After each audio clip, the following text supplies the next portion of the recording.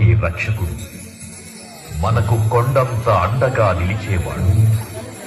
మనసులో తలచిన వెంటనే గుండెల నిండా ధైర్యాన్ని నింపగలిగే మహాయోధుడు, అభయహస్తంతో ఎల్లవేళలా మనల్ని కాపాడే ఆ పవనపుత్రుడి ఇప్పుడు మనసారా స్తుతించుకుంటూ శ్రీ పంచముఖ ఆంజనేయ స్వామిగా అవతారమెత్తిన కథ దృశ్య రూపంలో తిలకిద్దాం రండి.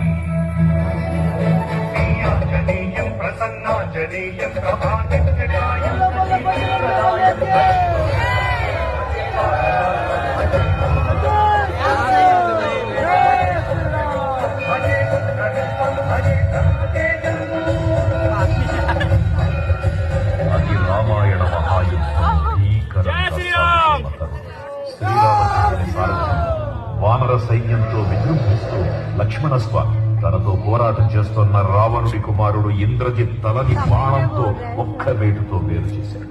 ఇంద్రజిత్ మరణ వార్త విన్న రావణుడు ఆవేశంతో ఊగిపోయాడు. ప్రతీకారం కోసం పాతాళ లోకాధిపతి తన సోదరుడు అయినటువంటి మహిరావణుడి సహకారం కోరాడు.